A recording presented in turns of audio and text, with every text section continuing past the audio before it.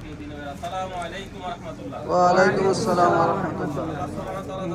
আল্লাহ সুবহানাহু ওয়া তাআলা আমাদেরকে আজকের একটি গুরুত্বপূর্ণ নির্ধারিত প্রোগ্রামে যে মুহূর্তটি আল্লাহ সুবহানাহু ওয়া তাআলা দোয়া কবুল করে থাকেন, ইফতারের পূর্ব মুহূর্তে আমরা এখানে সমবেত হয়েছি। আল্লাহ সুবহানাহু ওয়া তাআলা শুকরিয়া আদায় করছি। আল্লাহ সুবহানাহু ওয়া তাআলা আমাদেরকে আজকের এই সুন্দর আয়োজন করার সুযোগ করে দিয়েছেন। সেটা আল্লাহ তাআলা শুকরিয়া আদায় করছি। আলহামদুলিল্লাহ। মানবতার মুক্তির বিষয়ে এবং শ্রদ্ধা বলে স্মরণ করছি সকল দিনী ভাই বোনদের জন্য।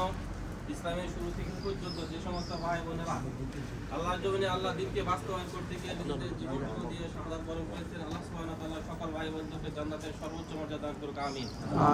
সম্মানিত ভাইরা, আসলে আমরা আপনাদেরকে যেভাবে আপ্যায়ন করা বা যেভাবে সুযোগ দেওয়া, যে সুন্দরভাবে বসানো বা শৃঙ্খলা বজায় রেখে আপনাদেরকে আজকের এই প্রোগ্রামটা সুন্দরভাবে উপস্থাপন করার কথা ছিল, সেভাবে আমাদের দুর্বলতা অনেক অংশে ছিল।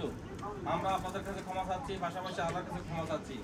আমরা যে সমস্ত ভাইরা এখানে আসছি আপনাদের সবার উদ্দেশ্যে আমি আল্লাহ সুবহানাহু ওয়া তাআলা কোরআনের যে কথাটুকু বলেছে, আল্লাহ সুবহানাহু ওয়া তাআলা বলেছে ইয়া আইয়ুহাল্লাযীনা আমানু, হে ঈমানদারগণ, হাক্কা তুকাতিহি ওয়া লা তামুতুন্না ইল্লা ওয়া আনতুম মুসলিমুন। আল্লাহ সুবহানাহু ওয়া তাআলা বলেছে হে ঈমানদারগণ, তোমরা মুসলমান না হয়ে মৃত্যুবরণ করো না। আমরা যেহেতু মুসলিম, আমাদেরকে আল্লাহ সুবহানাহু ওয়া তাআলা সতর্ক করছেন আমাদেরকে মুসলমান হওয়ার জন্য, আবার মুসলমান হওয়ার জন্য। কারণ আমরা যেখানে যেদিকে তাকাই সব সময় আমরা ইসলামের হুকুমের বাইরে আমাদের নিজেদেরকে দাবিতে করতে পারছি, চলে যাচ্ছি। অনেক ভাইয়েরা আছেন আমরা ইসলামের হুকুম হাকাম থেকে চলে যাচ্ছি, আমরা নিজেদেরকে মুসলমান হিসেবে দাবি করি, কিন্তু আমরা মুসলমানের যে কাজ, যে করণীয়, যে বিষয়গুলো আমাদেরকে ফলো করতে হবে, সেই ফলো থেকে আমরা বিচ্ছিন্ন হয়ে যাচ্ছি। সেই জন্য আমরা আজকে আপনাদেরকে এই আয়োজনের মাধ্যমে এটুকু বলতে চাই যে আল্লাহ সুবহানাহু ওয়া তাআলা অন্য জায়গায় বলেছে কু আনফুসিকুম ওয়া আহলিকুম নার, তুমি বাঁচাও তোমার আহাল পরিবার থেকে বাঁচাও। আমরা আপনাদেরকে একত্রিত করার উদ্দেশ্য হচ্ছে এই মসজিদে আসা, মসজিদে এসে আমরা মসজিদে এসে নামাজ পড়বো এবং কিছু ইবাদত বন্দি করবো। পাশাপাশি হচ্ছে একে অপরের সাথে আমাদের একটা সাক্ষাৎ হবে। পাশাপাশি আমরা এখান থেকে কিছু প্রতিজ্ঞা করে যাব যে আমাদের মধ্যে অনেকে আমরা আছি যারা কাজের ব্যস্ততার কারণে নিজেদের ফরজিয়াতের বিষয়গুলো আমরা ফলো করতে পারছি না, ফরজকে আমরা ভুলে যাচ্ছি, আমাদের নামাজগুলোকে আমরা ভুলে যাচ্ছি। সেই জন্য আজকের এই প্রোগ্রাম থেকে আমাদের উচিত শিক্ষা নেওয়া যে আমরা আমাদের যাদের মধ্যে নামাজের দুর্বলতা আছে, বিশেষ করে নামাজ, একজন মুসলিম এবং মুসলিমদের পার্থক্য থেকে নামাজ আকিমুস সালাত, নামাজ আমাদের উপর ফরজ হয়ে যায়। সুতরাং আমরা এই নামাজটাকে হেফাজত করার দায়িত্ব আমাদের সবার। যেহেতু আমরা মুসলিম, আমাদেরকে আল্লাহ সুবহানাহু ওয়া তাআলা কেন বলতেছেন যে তুমি মুসলমান হও। মুসলমান হওয়া মানে যে আমাদের সামনে আমাদেরকে সবসময় শয়তান আমাদেরকে সবসময় অসুবিধা দিচ্ছেন, শয়তান আমাদেরকে বিভিন্নভাবে দাবিতে করছেন, বিভিন্ন খারাপ কাজ করতে উৎসাহ দিচ্ছেন, আমাদের নফসগুলোকে অন্যদিকে দাবিতে করছে। সুতরাং আমরা যেহেতু মুসলিম হিসাবে এখানে আছি, আমাদের এখানে করণীয় কাজ হচ্ছে আমরা আল্লাহর হুকুম মেনে চলা, অন্তত 5 ওয়াক্ত নামাজ, ফরজিয়াতের যে বিষয়গুলো আছে সেটাকে আপনাকে ফলো করা। আর আল্লাহ সুবহানাহু ওয়া তাআলা এই মাসে রমজান মাস আমাদের জন্য দিয়েছে স্পেশাল একটি মাস। এই মাসে আল্লাহ সুবহানাহু ওয়া তাআলা কোরআন নাযিল করেছে, এই জন্য এই মাসের গুরুত্ব অনেক বেশি। সুতরাং আল্লাহ রাসূল সাল্লাল্লাহু আলাইহি ওয়াসাল্লাম হাদিস হচ্ছে যে ব্যক্তি আবু হুরায়রা রাদিয়াল্লাহু তাআলা যে হাদিসটা বর্ণনা করেছেন, যে ব্যক্তি ঈমান এবং ইহতিসাবের সাথে রমজান মাসে রোজা রাখবে আল্লাহ সুবহানাহু ওয়া তাআলা পূর্বে সকল গুনাহকে মাফ করবেন। অন্য একটি হাদিসে আসছে যে আল্লাহ রাসূল সাল্লাল্লাহু আলাইহি ওয়াসাল্লাম একদিন মিম্বারে উঠে খুতবা দিচ্ছেন, এমন অবস্থায় জিবরাইল আলাইহিস সালাম আসছেন যে তিনি 3 বার আমিন বলছেন, আমিন আমিন বলছেন। তখন অন্যরা বলছেন কেন আমিন বলার উদ্দেশ্য কি? তখন বলছেন যে একটা আছে যে ব্যক্তি রমজান মাসে রোজা পাওয়ার পরে তার জীবনে গুনাহ খাতা মাফ করতে তার জন্য ধ্বংস কামনা করছে। দ্বিতীয় হচ্ছে যে ব্যক্তি রাসূল সাল্লাল্লাহু আলাইহি ওয়াসাল্লামের নাম শোনার পরে গুরু করে না, তার জন্য সে ধ্বংস কামনা করছে।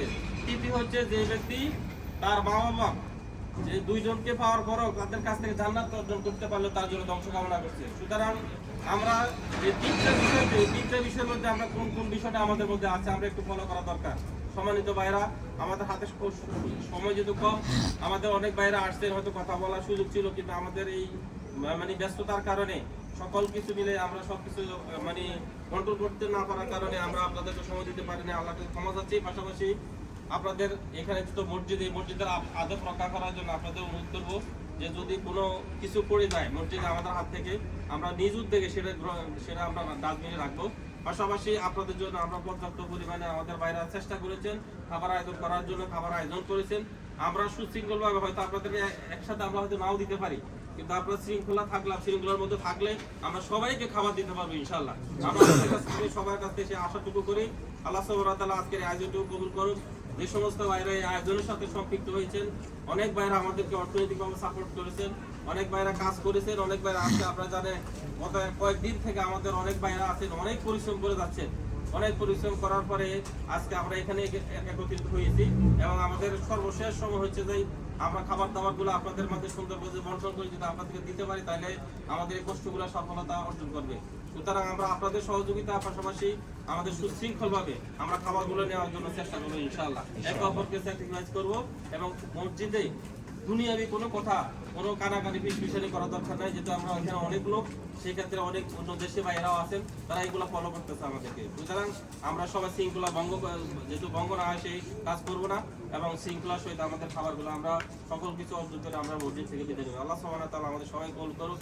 আপনার সবাইকে আবারও মুসলিম ফোরাম সাইপ্রাসের পক্ষ থেকে আন্তরিক ধন্যবাদ জানিয়ে আমি আমার কথা শেষ করছি। পরিশেষে একটি কথা ঠিক আছে, সেটা হচ্ছে তাই আমাদের জাকাতুল ফিতর, যাদের উপর জাকাত খরচ হয়েছে সবাই জাকাত দেওয়ার জন্য চেষ্টা করবেন। আর সবার উপরে কিন্তু ফিতরা দিতে হবে, ওয়াজিব ফিতরা দিতে হবে। সুতরাং ফিতরা হচ্ছে 7 ইউরো, সাইপ্রাসের কারেন্সি অনুসারে 7 ইউরো। আমরা যারা বাংলাদেশে দিব 7 ইউরো সমান আপনি বাংলাদেশে দিবেন। যদি এখানে দিতে চান আমরা সবসময় কালেকশন করি, আমরা গরিব অসহায়দের মধ্যে একসাথে একত্রিত করে আমরা দিয়ে থাকি। সুতরাং আমরা সবাই চেষ্টা করি ইনশাআল্লাহ। আসসালামু আলাইকুম ওয়া রাহমাতুল্লাহি ওয়া বারাকাতুহু।